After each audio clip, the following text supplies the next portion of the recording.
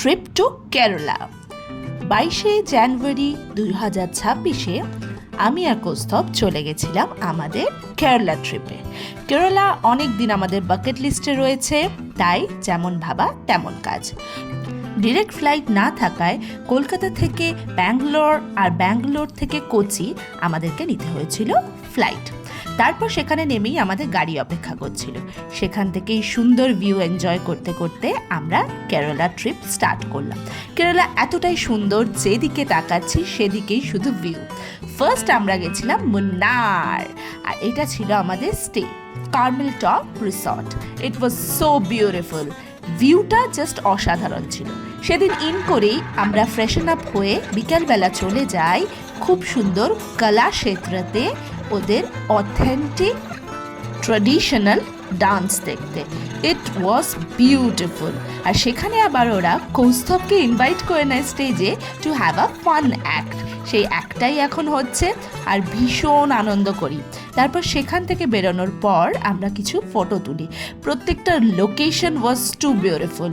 Sunset enjoy করতে করতে আমরা পৌঁছে যাই মার্কেটে চকলেটস, হ্যান্ডমেড জিনিস, কফিতে ভর্তি। সেখান থেকে কিছু শপিং করে ডিনার কিনে নিয়ে আমরা ব্যাক টু রুম। সেখানে আমরা খানিকটা নিজেদের মতো টাইম স্পেন্ড করে অবশ্যই অথেন্টিক কেরালিয়ান ফুড খেয়ে ঘুমিয়ে পড়ি। পরের দিন সকালে এই মেসমারাইজিং ভিউটাতে আমাদের ঘুম ভাঙে। সেখান থেকে ব্রেকফাস্ট করে রেডি হয়ে আমরা বেরিয়ে পড়ি সাইট সিন করতে। গেছিলাম টি ফ্যাক্টরি, তারপর গেছিলাম মাটুপাটি ড্যাম। সেখানে খানিকক্ষণ সময় কাটিয়ে এই দারুণ ভিউগুলো ভীষণভাবে এনজয় করে আমরা অনেক কিছু করি, অনেক কিছু খাই, অনেক অনেক অনেক মজা করি। আর এরপর আমাদের নেক্সট স্টপ যাওয়া ছিল ইকো পয়েন্ট, যেখানে দাঁড়িয়ে কথা বললে বা কোনো কিছু করলে ওদিক থেকে ইকো হয়। আমি ইকো করতে কিন্তু একদম সফল হয়েছিলাম। তারপর সেখান থেকে চলে যাই কুন্ডালিনী ড্যাম। যেখানে যাচ্ছি প্রত্যেকটা জায়গা এত সুন্দর, এত ক্লিন, এত beautiful, and the weather was perfect. সেখানে আমরা অফকোর্স আইসক্রিম খাই, তারপর লাঞ্চ করি। তারপর সেখান থেকে আমরা বেরিয়ে যাই একটা স্পেশাল জায়গা যাবো বলে। মুন্নারে গিয়ে আমি দেখেছিলাম লকহার্ট বলে একটা জায়গা আছে, যেটার নাকি রোড ভিউটা বিউটিফুল। অনেক খুঁজে সেখানে পৌঁছায়, and this is the Lockhart. The camera is not doing justice. Trust me, the place was amazing. It was like a dream. তার উপরে আমরা যখন পৌঁছেছিলাম তখন মেঘ করে এসেছিল, হালকা ছিটে ছিটে বৃষ্টি পড়ছিল। It was so beautiful. তারপর সারাদিন সাইট সিন করে ফিরে এলাম মার্কেটে, ডিনার কিনে ব্যাক টু হোটেল। নেক্সট দিন সকালবেলা আমরা চেক আউট করে যাই। কোথায় পৌঁছে গেছি? This is আলেপি।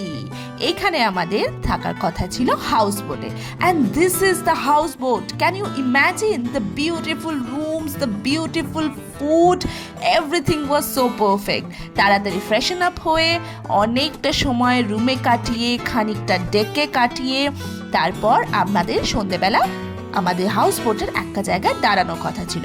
সেখান থেকে কেউ কেউ স্পিড বোটে ঘুরছিল, কেউ কেউ ডাব খাচ্ছিল। But what we did, do you have any idea? আমরা শুনলাম ওখানে নাকি বডি ম্যাসাজ দেওয়া হয়। ইয়েস, অ্যান্ড যেমন ভাবা তেমন কাজ।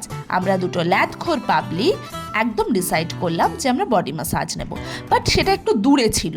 তার জন্য কি হলো, বাকিদেরকে একটা স্টেশনে নামিয়ে দিয়ে গোটা হাউস বোটটা আমাদের দুটো মানুষকে নিয়ে চলে গেল এইখানে বডি ম্যাসাজের জন্য। একটা হেভেনলি ম্যাসাজ নেওয়ার পর ওরা আমাদেরকে বলেছিল নিতে আসবে, বাট রাত হয়ে যাওয়ায় আমরা দেখলাম স্পিড বোটে করে ওরা আমাদেরকে নিতে এসেছিল। ইট ওয়াজ টোটালি ফান। তারপর আমরা ফিরে গেলাম আবার হাউস বোটে, had some chillaxing time, had some great food while watching some cricket, and next day morning এ এইরকম বিউটিফুল একটা সানরাইজ দেখতে দেখতে জলের মধ্যে ঘুম ভাঙলো। এই এক্সপিরিয়েন্সটা যে না করেছে সে কখনো বুঝবে না।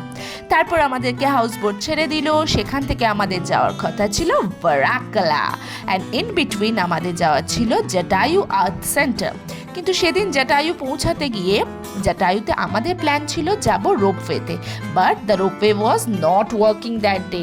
তো we had to walk, and it was a difficult height.